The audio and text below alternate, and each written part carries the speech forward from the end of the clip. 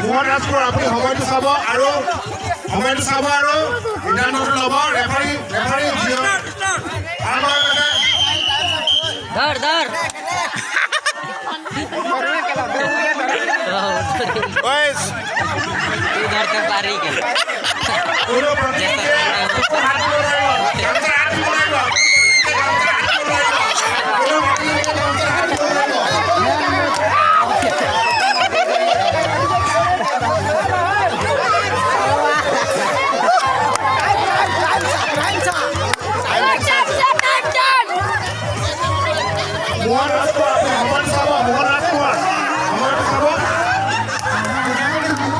গোটেই ঘোষণা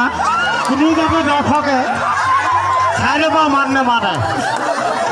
কোনো এজন দৰ্শকৰ বাবে চাই ল'ব মান নেমানে সেই মাতিলে সেই ফাইন ধৰিব লাগিব